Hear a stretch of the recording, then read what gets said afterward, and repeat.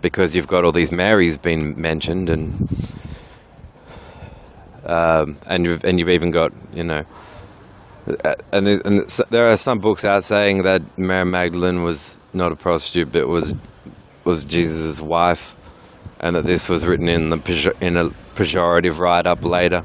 The common theme you don't eliminate here, and it's the question: would an ancient kingdom condone, or would it kill?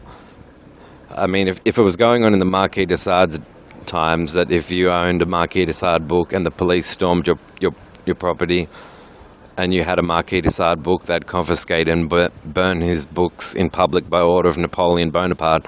Then back in the Bronze Age, if you had certain ideas written down, probably your whole family would be killed off, and the papyrus manuscripts burnt too.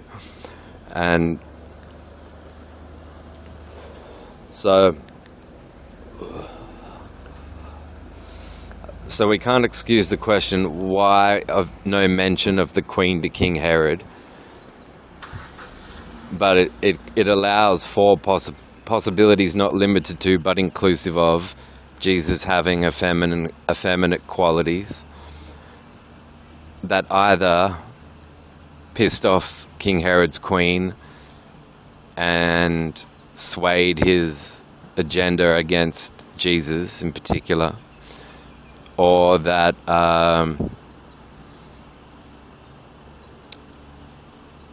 the queen liked him so much as to have it be ordered by King Herod that she not be mentioned, though that even doesn't make too much sense, since this is a common person being executed. All of the miracle stories were in paganism before they were in the Gospels, and Jesus is, historically speaking, from a historical standpoint, the most recent person, if not on par, roughly, with Apollonius of Tyana, who additionally was said to have had the ability to walk through walls, which is a miracle that Jesus was not said to have. Though in the John version, he wouldn't need to have, because John's Gospel is where you have where Michael Shermer's famous statement comes from, that God sacrifices himself to save us from himself.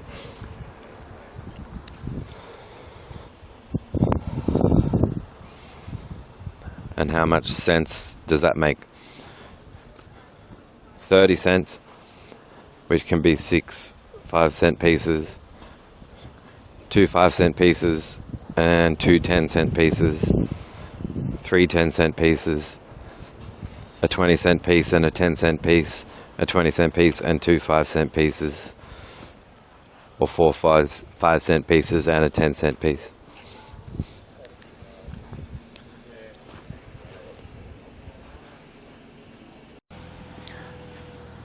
And so yes, sorry, got back to the topic of biphobia and Christianity being the smoking gun for promoting it, is that if you are defining a person as possessing the quality of loving all people, that has no significance unless you're to say irrespective of differences. Now that's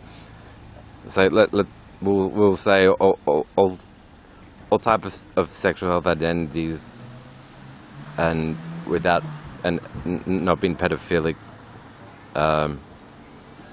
as the bold and not so beautiful legacy of Adam and Eve necessitates you take into consideration quietly, but never speak out about in church, and then wait for Fox News crime stories to say, well, market it to you there. This inbreeding being the only possible way they could have bloodline purity at a time when pathology labs didn't exist, and it was considered medically curative to spit in an open wound in order to cure it. You've got to think about what was meant by bloodline purity, and it was inbreeding, if not interbreeding, between kingdoms. These kingdoms and this interbreeding and inbreeding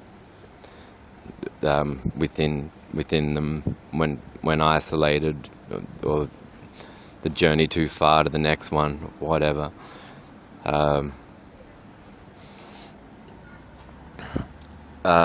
Explains, not only that common executing brutality, that attitude thereof, that, and this isn't now who's respecting psychology here. It's I'm not being equilaterally. I'm not saying there's no meaning to it. I'm saying there's crossover between the two of them. It's just that where it's rather convenient where the lines are drawn and both fields step back and stop completely. And religion says, well, Jesus' sexual health identity was loincloth, supernatural, undefined, and then they go, and which sexual health community is suffering from more nervous breakdowns, depression, and suicidal thoughts? And then they go, the bisexual community. And they go, the community that can love everyone. Yeah, that one pretty much. And Jesus, he's called the Savior because he loves everyone. Oh, okay. So the crossover points are convenient for some, and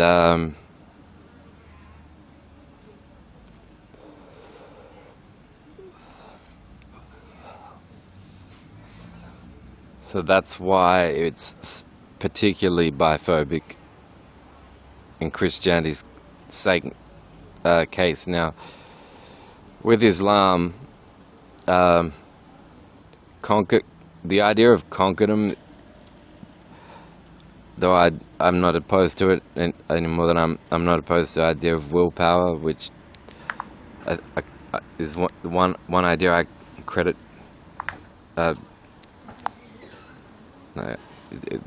It's one thing about Hitler. I don't like Hitler's moustache. I don't like Hitler's gassing Jews. I don't like Hitler being pro-war.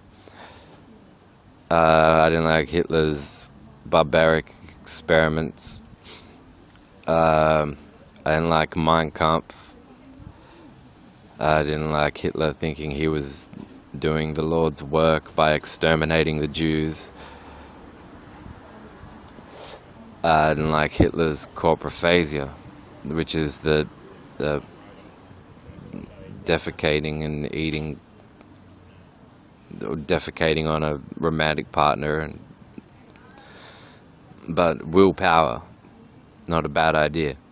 You all have some things in common with Hitler: drinking water, using toilets,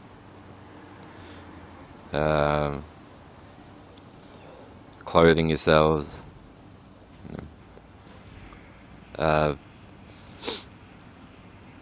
So I'm not drawing these lines with any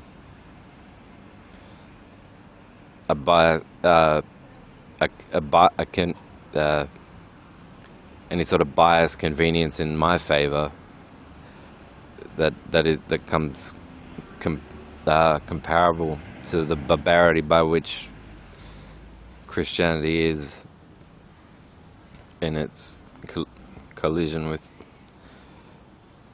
and cooperation with psychology and psychiatry.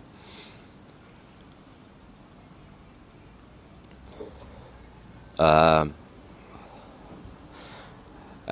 you will then also have that on a psychological front. if an ancient kingdom saw someone like you can imagine their public address as being fascist, and the people loving it because they're afraid of getting killed if they don't. They have no source of education. They've just if they turn their head to the left, they'll be looking at an executed body. They're trying to take their mind off yesterday's execution. Then someone else, a bilateral mind, seeing things from more than two sides, more than one side, is going to impress and be non-violent and things like that. It's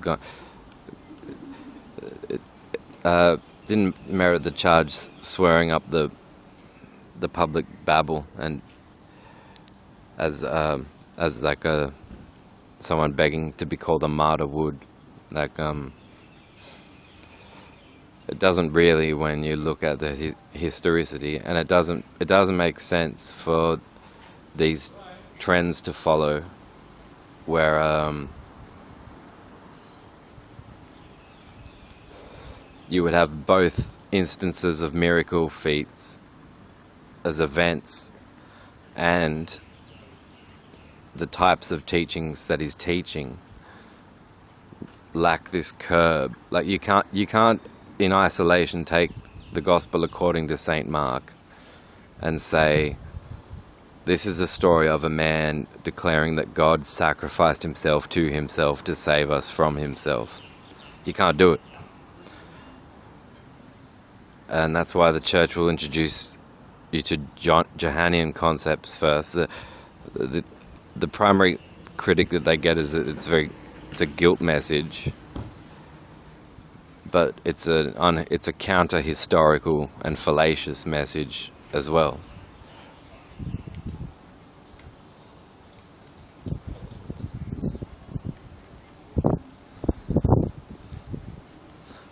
So yeah, I'm talking about progressive misrepresentation, but this is also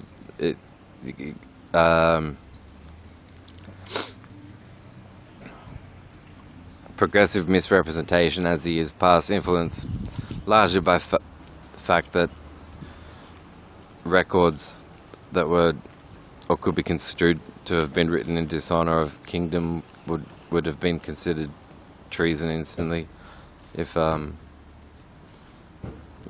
were considering it tremendously generous to let someone be a scribe, other than a directly royally appointed scribe that worked within the kingdom, the castle itself. So they would be looking at it at the time in terms of, well, especially if a guy tries and translates the Bible into English in the 13th century and then gets rounded up and set on fire by the church. That's not even a heresy hunt or a witch burning, because a Christian family member caught a cold and they thought that a neighboring Wiccan family cast a vitality spell, health spell against them, so they burned the witches. That's just a guy who was thinking he was honoring his church. He go, I'll be a scholar and I'll translate. I'll make the Bible readable to English-speaking people, and then and the church itself had him rounded up and burnt to death. So.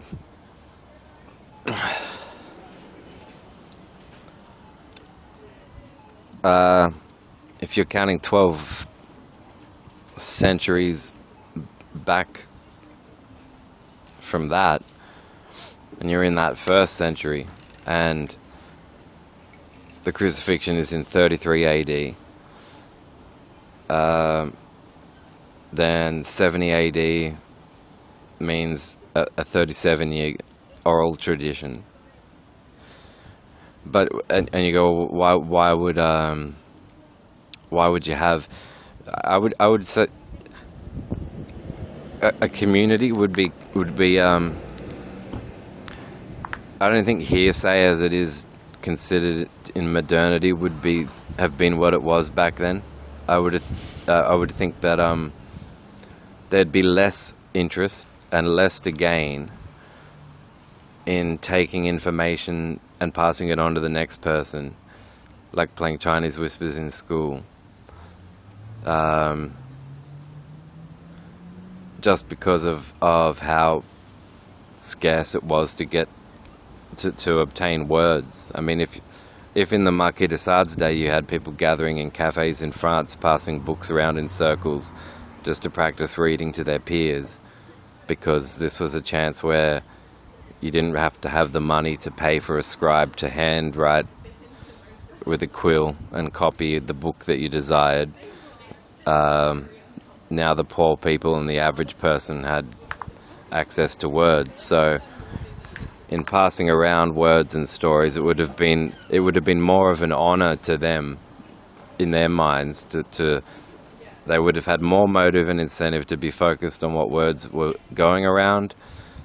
They would have had they would have had more gratitude for having,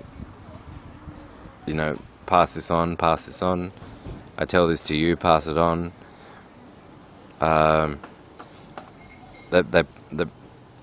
would imagine they would have had a sense of conscience that it would be a dishonor to change or significantly alter the details of what they were hearing and passing on to one another.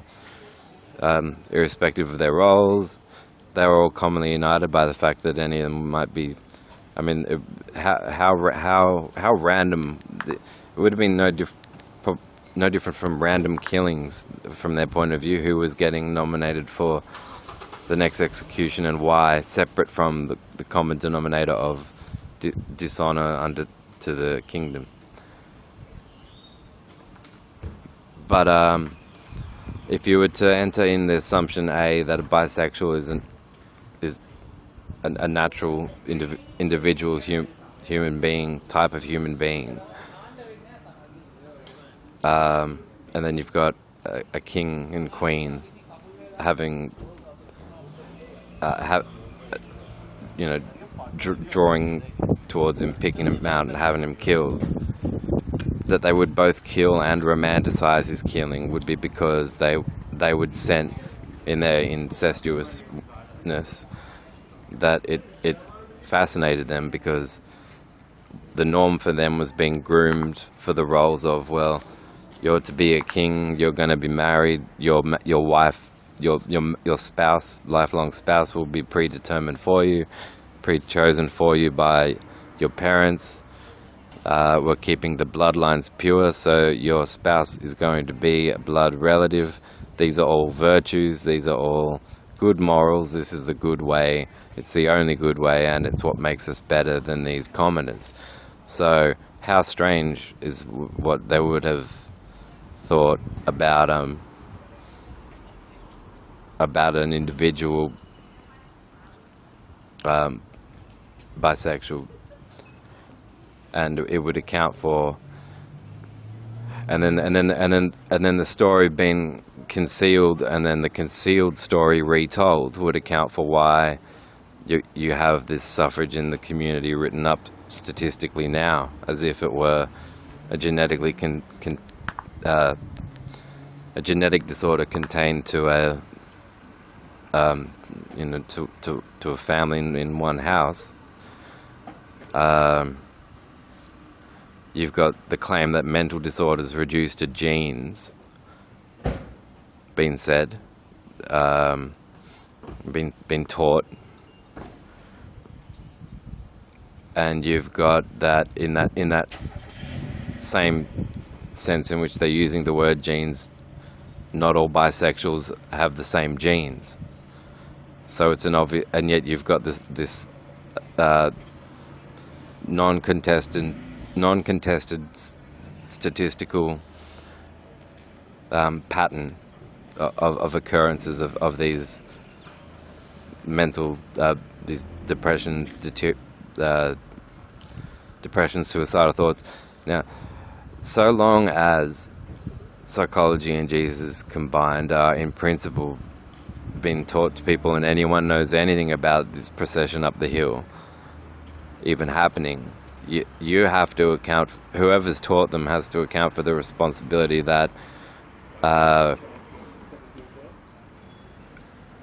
the question, how do we know Jesus didn't feel suicidal while going up that hill after all that mistreatment he'd already endured hitherto, is a valid question and fair question to ask, and it feels less selfish to me to ask or want to ask that question than it does to want to ask,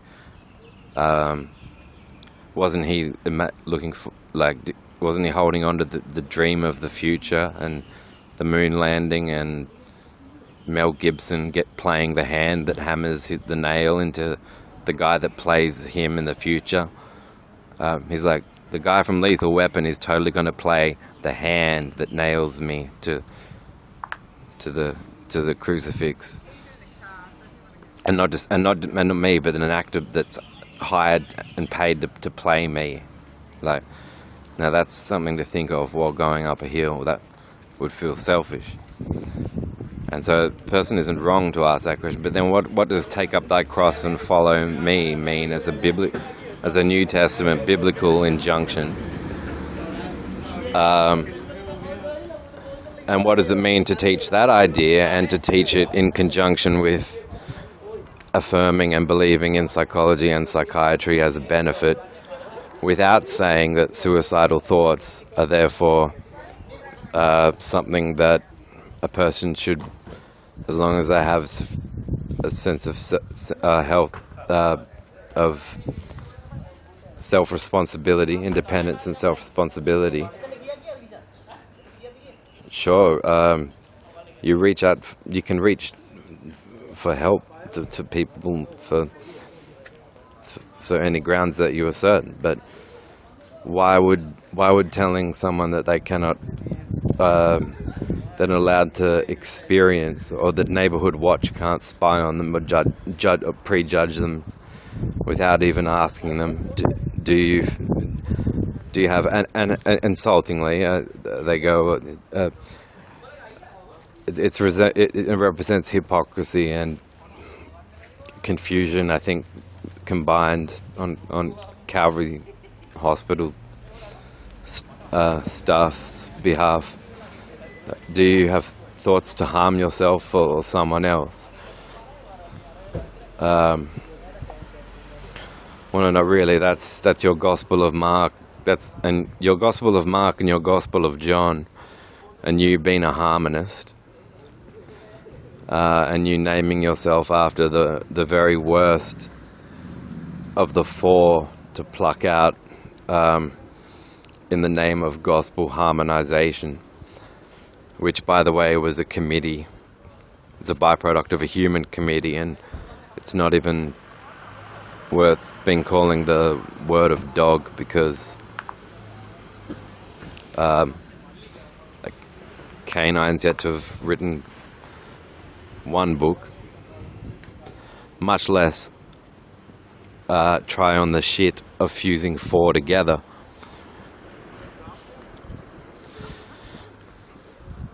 And claiming one author for all of them,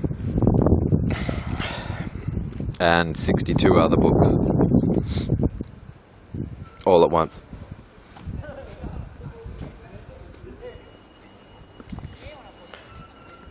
So anyway, that'll be that. It's about 50 minutes. Done. Now, last addendum. This will be the third, going past 50 minutes, and the final addendum, I'll address briefly the fallacy to say that because Bronze Age myths have similar stories occurring from different cultures, can be sum totaled together and are complementary proofs that there's some truth to the story. Well, obviously fiction, the fallacy is twofold. The one, it's that the horseback confidential horseback containing a confidential delivery for the king and queen's eyes only is not inconceivable for communication, travel between kingdoms. And that this would be, while being directly traceable by the fact that if any of the ideas were found to be talked about by the deliverer amongst the commoners, they would instantly know that the horseback traveller had betrayed that kingdom. You find the characters' names. Secondly, modern fiction is admitted fiction, and to quote Westworld, Anthony Hopkins in Westworld, the lies that contain hidden truths, or words to that sort of effect.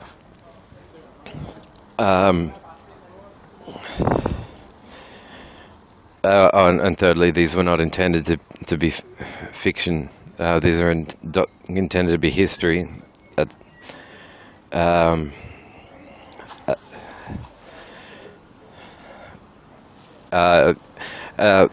So we have evidence of projection of this incestuousness being not to the instinctive tastes re-represented in the Noah and Ark story. It's clear that incest was second nature, so second nature in the Adam and Eve story that it did, like, or the author would have turned to their scribe and gone, "Oops, actually, this is a fucking. Do not write this fucking down. I'll kill you now." No, that conversation didn't happen. So between the guy that instructed the scribe what to say, like, you think of Blackadder and Baldric, starting out with one man and one woman as the first man and first woman on the planet, which is the intention of the story, and is the belief by those that believe the Bible to be the Word of God and things like that. And now that it instinctively shamed them, or that maybe they had noticed. Why is it that after the prince roots his cousin, he's executing more commoners than when he doesn't? You know, you have this representation of a global flood story impending, requiring the building of a boat that can store mating pairs of single animals. Now, one male and one female of types of animal types only. So, who are the animals' offspring to have offspring with? Is the question that reappears, and it's or is the buck being passed on, so to speak, from Adam and Eve's story by this time? And doubtful, because you would then think them to have discarded it, and not preserved it as a sacred story. So, and one reinforced by bloodline purity. I mean, because if your grade is that bloodline purity, you had the commoners, and then you had the royal, like, kingdoms. Who else did you have? So sufficient as to substantiate an adequate and functioning definition of what constitutes bloodline purity, and in such a way that it be preserved, because it was very much same amongst the commoners.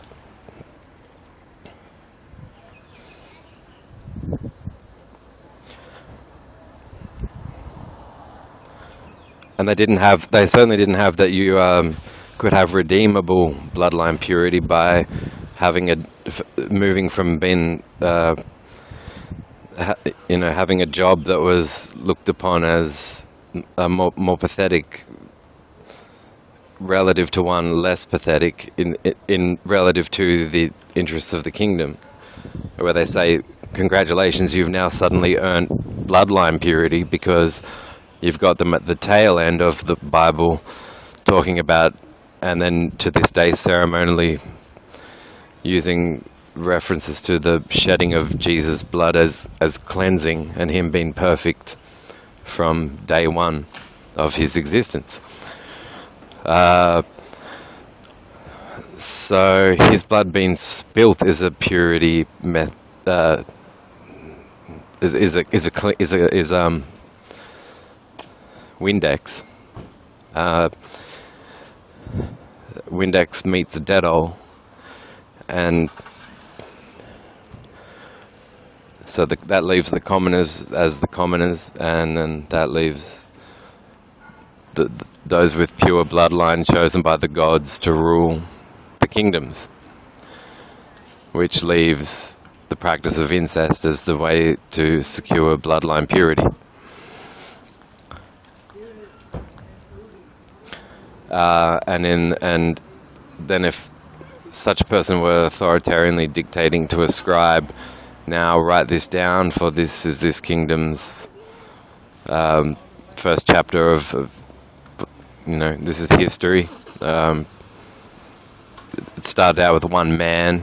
You can even imagine him in the back of his mind. He's got a male scribe with him, who probably wishes, on an instinctive level, maybe more known to him than his father, the king, and his mother, the queen, had groomed him his whole life with this education.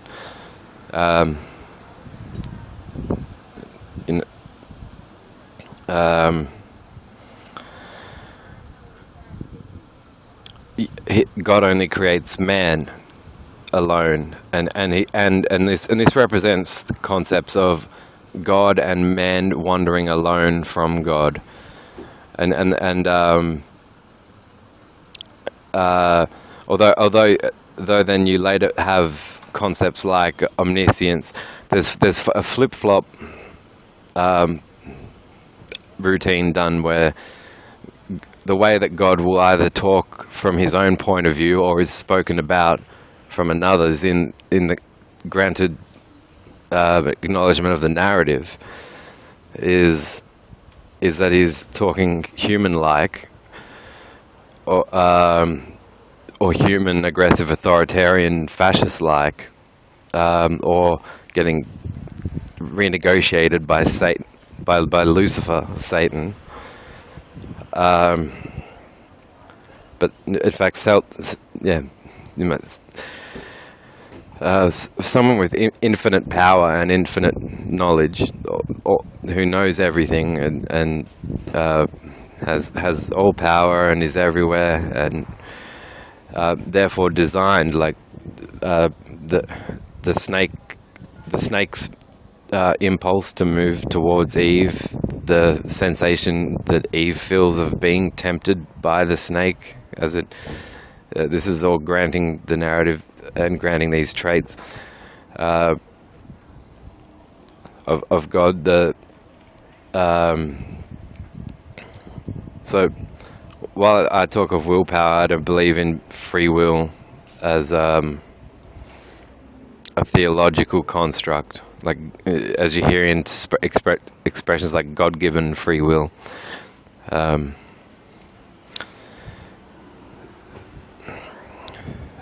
So I'm not, as you'll note, leaning to the polar opposite and of pure, easy to use for excuse strict determinism either. So we really have to have society.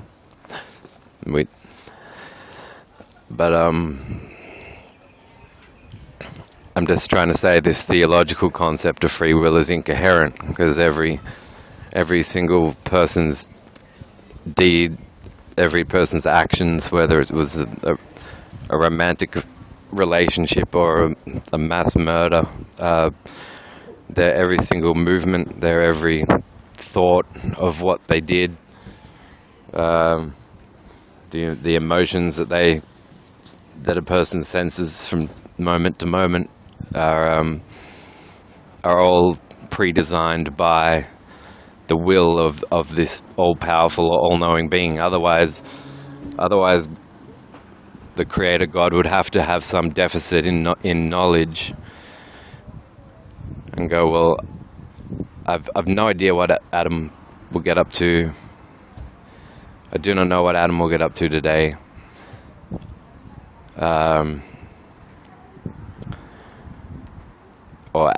then so they'd be able to say, well, you have surprised me in this regard, or no surprise is possible for God.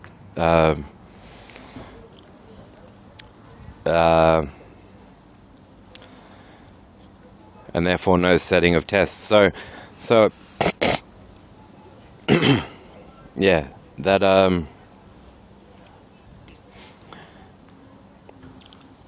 that a nobleman or perhaps dictated Genesis, or a prince, if someone married to a familial relationship, is then dictating to a scribe to pen the story of Genesis, and incest is second nature. But it starts out with Adam and Eve. With Adam, Eve is created for the purposes of relieving Adam of his sense of loneliness. So this has indeed a parallel with a king appointing a familial relation to be a bride, a princess to a prince, in a kingdom in the Bronze Age with unadulterated bloodline purity.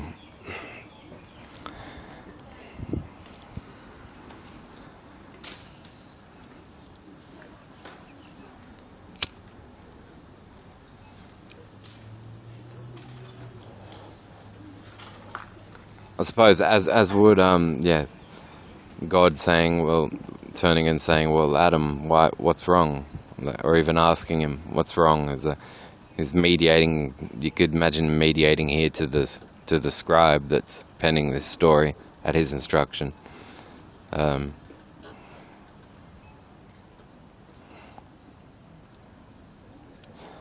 Because my sense, polytheism, we know polytheism was more rampant in and if monotheism was being promoted by a kingdom, my leanings are to think that this would have been more for the socio-political utility effect of rallying all the commoners together, while proving that they would equate their education on fact, matters of fact, with political rallying.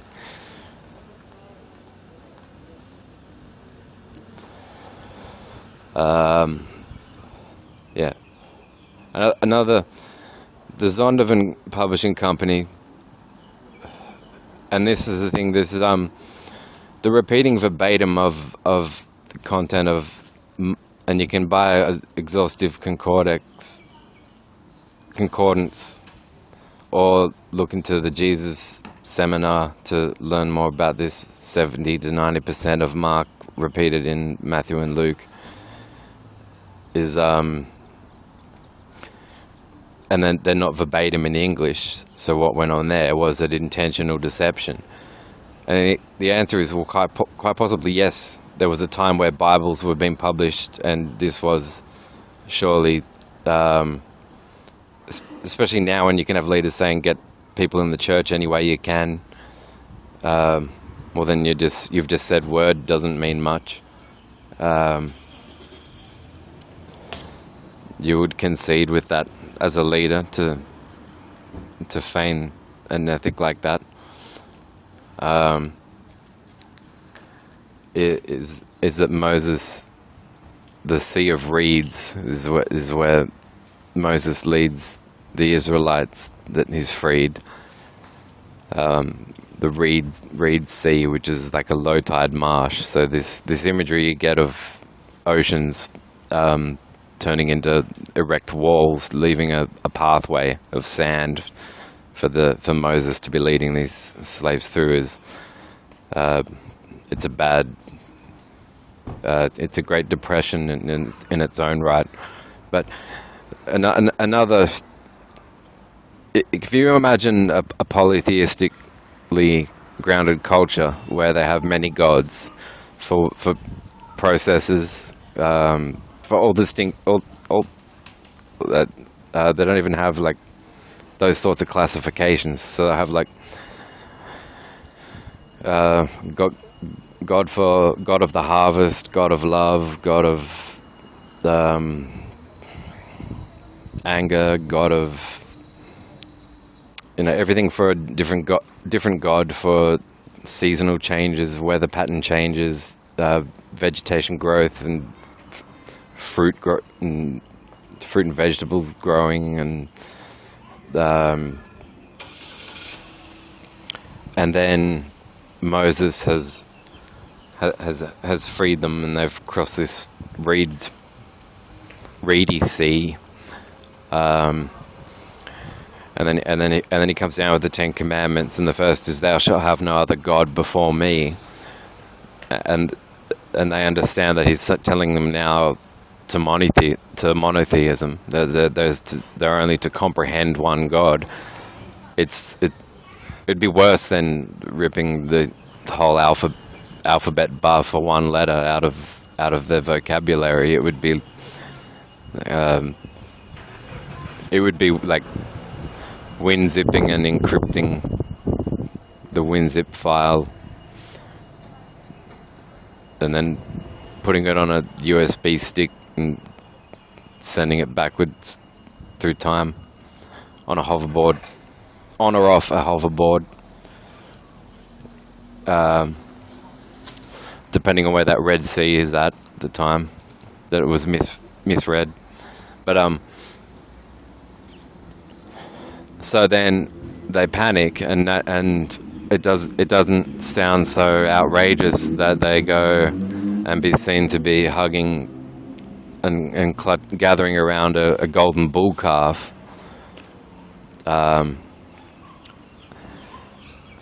Because this is a reminder of the polytheism from which they're now been commanded to disavow, in place of what are only commandments.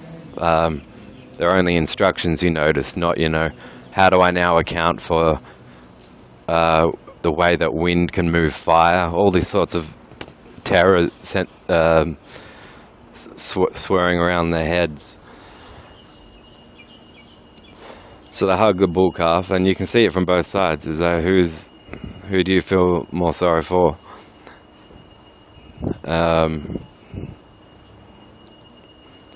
Well, it's granted they had a mutual sea of a low tide marsh swamp to traverse, and they had that in common, the Israelites and Moses. But he otherwise had them truly verbally at ransom otherwise, just by issuing this commandment about false gods, and I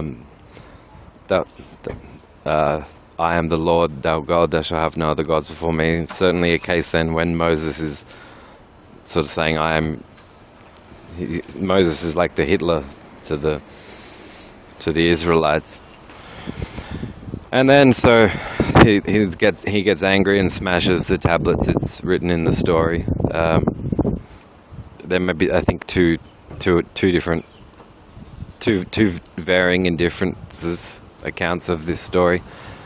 I'm not sure if the same preceding instructions are in both, but it's certainly in at least one of them that he orders that they go, and for having defied these 10 commandments and disrespected Moses, he orders them to kill themselves in order to purify themselves. So, yeah, and yet,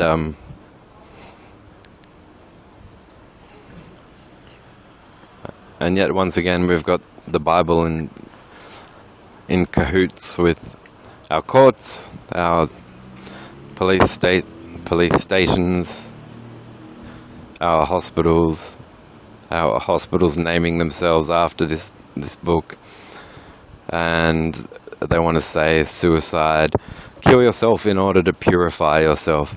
Could this be where you're saying that suicidal, or the question, do you intend to harm yourself or someone else? Because all that needs to be is an end note of a foot in a file that a doctor that you might not have known for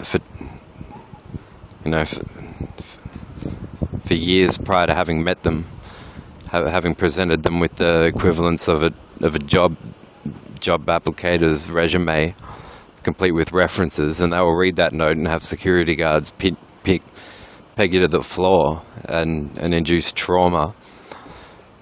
And that's how they operate at Calvary Hospital. It's like it's religious anti-surgery, but that Moses story and the Israelites alone is, well, do you intend to harm yourself or someone else? Because we've built a hospital that we've named after honouring this book. Now we'd like to diagnose you with aspects of it. Asperger's syndrome, which is a sin that, and you can drone on all you like about it, but until you confess your sins and take a Risperdal wafer, and then, we will not allow you to go on comprehending whether Jesus, we won't let you comprehend the humility of detracting from Jesus walking up that hill, carrying his cross, thinking of safeguarding the future of a planet with a overpopulation problem. I've got to keep all these people safe and alive. As being how selfish of me to think that he would even be thinking of me. I should perhaps think more of him before I go on to make such crude self-indict worthy statements, for which being guilt-tripped would be the only excuse. And then you inquire into the historicity of these Gospels, because you do notice that they do make a difference. The author of St. Luke is said to have been the author of the book of Acts as well. Yet so you find in Matthew's Gospel that when Judas betrays Jesus, he does it for 30 coins, but he's overwhelmed with guilt for having done it. And this is the same book that has the mass grave resurrection of Old Testament saints, by the way. So no guilt on an author for telling a lie. It's mind. And he takes the 30 silver coins and deposits them straight in the treasury and says, "Well, get this away from me, for it's blood money." And then he goes and hangs himself. And so then you have in the book of Acts, the same stories are retold, that when Judas gets the 30 silver coins, but instead of putting the money in the treasury, he spends the money on the purchase of a field, and then while tending to that field, he trips, falls over headlong, and his bowels gush out. So there's plenty of questions comparing those two. The guilt is, there's an accidental death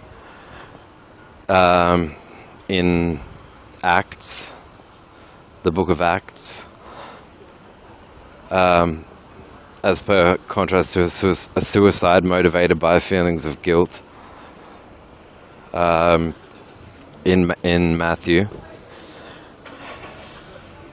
And harmonists have to account for how a person's bowels gush out if they hang themselves, having fallen headlong, or after completing a headfirst fall, unless they hang themselves, unless Judas would have hung himself by the feet.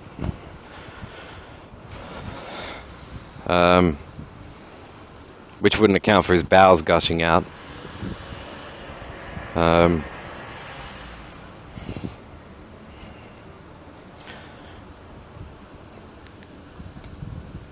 yeah, that's that. Now again, another 30 minutes. That's it. I'm done talking about the Bible. Have a nice day. In case I don't see you, good afternoon, good evening, and good night.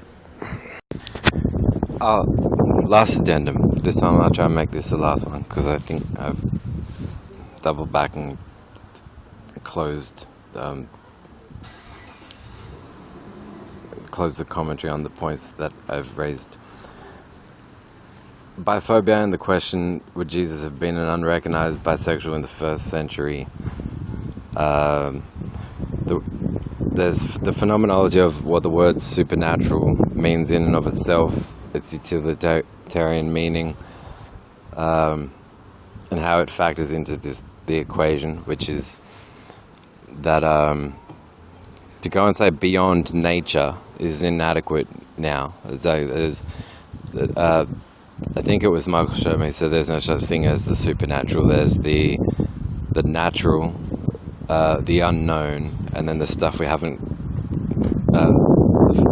understood as you know, the very degrees of our understanding. So what's supernatural? A few generations ago, or a few centuries ago, will involve concepts that are easily understood to people today, and as so on into the future, but not the other way back. The same as, how often have you heard of or been asked a question for which there were only ever religious answers offered, but have now had answers that are scientific surpass them, and yet and how often does it run the other way, where there were answers provided by science, where science held its footing and then went, now our best theory has now actually been replaced by this statement from the church.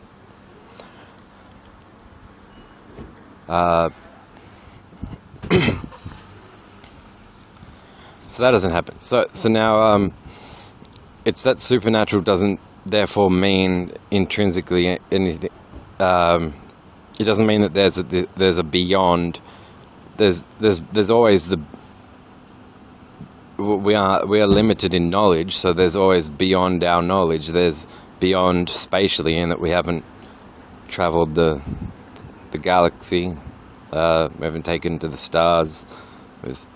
Carl Sagan has said that if Jesus had ascended at light speed when he rising off his cross, he would by our time today and in the present would have left the solar system, but not the Milky Way galaxy. He would still be within the Milky Way galaxy. So But yeah, that's, that's me taking Mr. Sagan, may rest in peace, at his word on that one. But given that it's oxygen notwithstanding meant somewhat in jest, and coupled with the credibility that Sagan earned for himself from projects like Cosmos and books like The Demon Haunted World, it's not really it's not really the most shit. I need to confirm his math work here. So if you are to you take a supernatural explanation of something and apply a natural, and if you were to be naturally a psychological naturalist trying to answer the question, what was the sexual health identity of Jesus, factoring in statements like, and you would then defer to the topic of love, you would establish things like he was not pedophilic, you would establish he loved everyone. And so you would therefore say sexual health identity was what? In all psychological probability.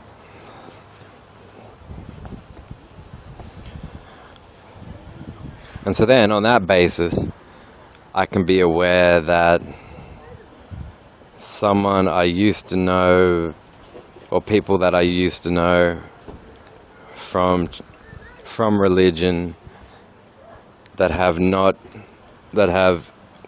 crossed my paths at all in any way since, on the basis of last known communication exchanges, the passage of time,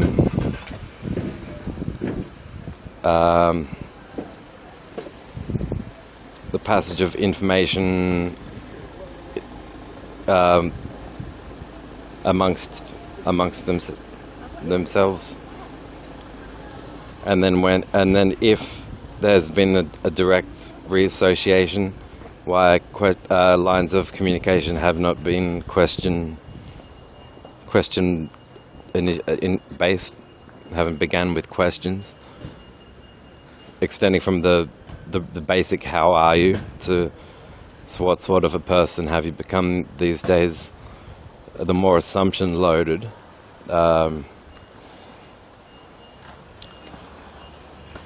Well, yeah, faith is the idea, and yet this is constrained, admittedly, by the Bible to theology, topics of theology. The idea that belief without substantiation,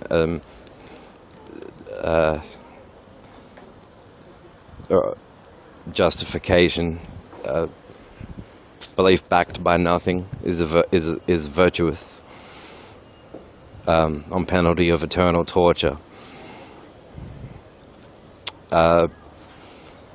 So, yeah, I'm more in favor of bisexual rights than I am